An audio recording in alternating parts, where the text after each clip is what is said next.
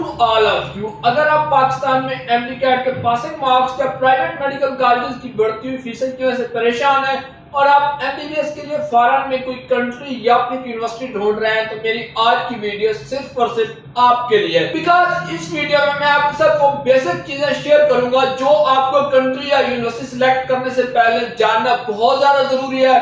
اسی کے اکارڈنگ اگر آپ جو ہے وہ چیزوں کو لے کر چلیں گے تو MBBS کمپلیٹ ہونے کے بعد وہ آپ کی MBBS کی ڈگری نہ صرف پاکستان بلکہ آپ کی ڈگری کو گلوبلی ریکگنائز کیا جائے گا. اور اسی کے کانٹیکسٹ میں پھر میں آپ کو بیسٹ آپشن بھی بتاؤں گا کہ فی الحال کرنٹ سچویشن میں ڈالر کے بڑھتے ہوئے ریٹ کے اکارڈنگ یہاں پر ڈالر آپ کا 300 پاکستانی روپیز کے ایکول ہے تو آپ کے لیے موسٹ اکنامیکل بیسٹ آپشن کون سا ہے. دیکھیں اگر آپ MBBS کے لیے فارن میں جاتے ہیں تو جو چیز سب سے پہلے آپ نے دیکھنی ہے وہ یہ ہے کہ آپ کی جو میڈیکل یونیورسٹی ہے وہ آپ کی نہ صرف PMDC سے بلکہ ایکریڈیشن کے جتنے بھی انٹرنیشنل انسٹیٹیوشن ہیں آرگنائزیشن ہیں اس طرح کے آپ کا WHO ECFMG FIMAR IAR ان سب سے ریکگنائز ہونا چاہیے تاکہ MBBS کے بعد دنیا بھر میں آپ ایز اے ڈاکٹر پریکٹس کر سکیں. اس کے بعد دوسرا بجٹ کے حوالے سے آ جاتا ہے. ڈالر کیا وہ ڈے بائی ڈے اوپر جا رہا ہے تو آپ نے اپنا بجٹ بھی دیکھنا ہے. اس کے بعد آپ نے یہ کوشش کرنی ہے کہ گورنمنٹ یونیورسٹی ہونی چاہیے. گورنمنٹ ہونے کے ساتھ ساتھ وہاں سے پاکستانی بیچ گریجویٹ ہو. MBBS آپ کا انگلش میں ہو. یونیورسٹی نہ صرف آپ کو MBBS کروائے بلکہ وہ آپ کو وہاں پر انٹرنشپ بھی دے اور انٹرنشپ کے ساتھ ساتھ اگر آپ اس کنٹری کا لائسنس ایگزام کلیئر کرتے ہیں تو وہ آپ کو اپنی کنٹری میں ایز اے MBBS ڈاکٹر جو ہے وہ پریکٹس کرنے کا آپشن دے. اس کے ساتھ ایفیلیٹڈ ہاسپٹل ہونے چاہیے, حلال فوڈ اویلیبل ہو, سیفٹی وغیرہ کے حوالے سے کوئی ایشو نہ ہو, اسٹیٹ آف دی آرٹ آپ کے لیے فیسلٹیز اویلیبل ہو. اب اگر ان چیزوں کے اکارڈنگ یعنی کہ جتنی چیزیں میں نے سٹارٹ میں مینشن کی ہیں اس کے اکارڈنگ آپ کے لیے کرنٹ سچویشن کے اکارڈنگ جب میں یہ ویڈیو بنا رہا ہوں 10 آپشن کی بات کروں تو آپ کے لیے جو بیسٹ آپشن اویلیبل ہے وہ آپ کے لیے ہے MBBS in China. MBBS in China کیوں آپ کے لیے بیسٹ آپشن ہے یہ چیز اب میں آپ کے سامنے پروو کرتا ہوں. اگر وہاں پر بجٹ کے حوالے سے بات کرتے ہیں آپ چائنا کے علاوہ کہیں بھی MBBS کے لیے جاتے ہیں تو وہاں پر آپ کو US ڈالر میں جو ہوتا ہے وہ فیس پے کرنی ہوتی ہے. ڈالر کی پرائسز عمران خان کی گورنمنٹ ختم ہونے کے بعد کنٹینیوسلی انکریز ہو رہے ہیں. 150 سے سٹارٹ ہوا تھا ابھی 300 پہ پہنچ چکا ہے. اب لیٹس سپوز آپ کسی بھی کنٹری میں ایسی یونیورسٹی میں چلے جاتے ہیں جو آپ سے ڈالر میں فیس لیتی ہے. اگر یونیورسٹی کی ایوریج فیس جو ہے وہ پر سیمسٹر جو ہے وہ $200 ہے اس کو آپ پاکستانی روپیز میں کنورٹ کریں گے تو یہ آپ کی فیس جو ہے وہ 6 لاکھ روپے جو ہے پر سیمسٹر بن جائے گی.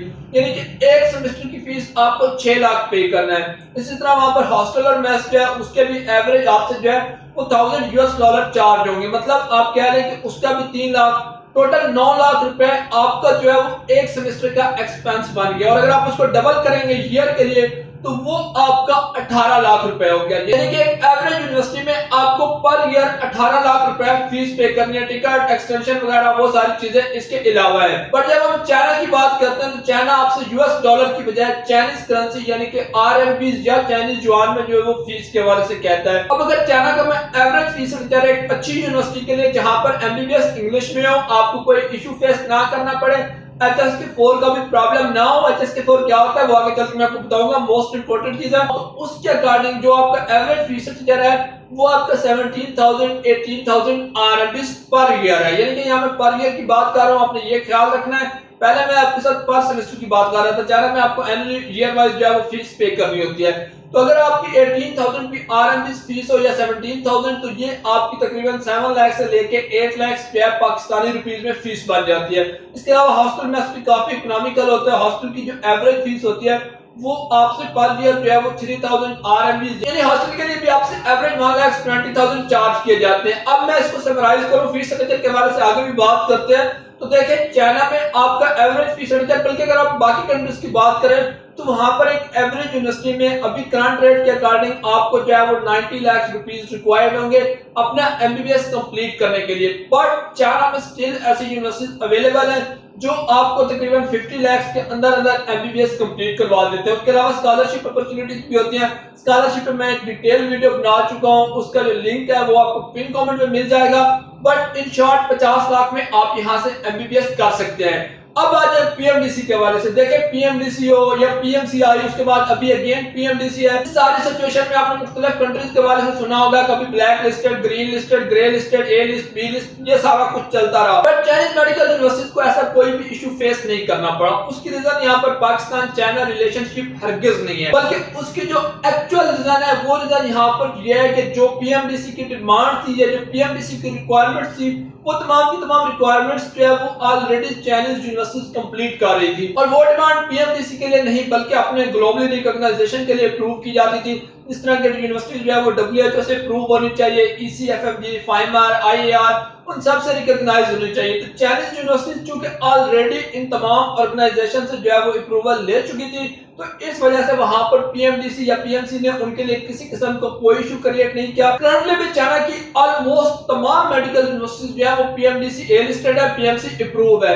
اس کے ساتھ ساتھ یہ ہے کہ جیسا کہ میں نے آپ کو بتایا کہ WHO، ECFMG، FIMAR، ان تمام آرگنائزیشن کی ان کے پاس ایکریڈیشن ہے، تو اس وجہ سے یہاں سے MBBS کرنے کے بعد آپ USA میں USML کے لیے اپلائی کر سکتے ہیں، UK کے لیے اپلائی آپ دے سکتے ہیں، علاوہ کسی اور کنٹری کا جو بھی انٹرنس ٹیسٹ ہوتا ہے آفٹر MBBS آپ اس کے لیے بھی ایلیجیبل ہوتے ہیں۔ دیکھیں یہاں پر ایک بات یاد رکھیے کہ ہم چائنا کو جو ہے جس نظر سے دیکھتے ہیں وہ مٹیریلسٹک تھنگز کے حوالے سے ہوتا ہے، جس طرح ہم ڈیلی لائف میں یوز کرتے ہیں، بٹ ہم یہ بھول جاتے ہیں کہ وہ ساری چیزیں ٹریڈ کے اکارڈنگ جو ہے پریپیئر کی جاتی ہیں۔ اگر وہ ان پہ کاسٹ اتنی لگا دیں گے تو اس کے بعد وہ ٹریڈ نہیں کر سکیں گے، لیکن میڈیکل فیسلٹیز، ہاسپٹلز وغیرہ ان تمام چیزوں پر چائنا میں کسی قسم کا کوئی کمپرومائز نہیں کیا جاتا، بلکہ انفیکٹ وہاں پر کوئی بھی پرائیویٹ میڈیکل یونیورسٹی نہیں ہے۔ تو چائنا میں تمام یونیورسٹیز گورنمنٹ ہیں، ہر یونیورسٹی جو ہے وہ 100 ایئر، 80 ایئر، 75 ایئر اولڈ ہے، بے شمار پاکستانی بیچ وہاں سے گریجویٹ ہو چکے ہیں۔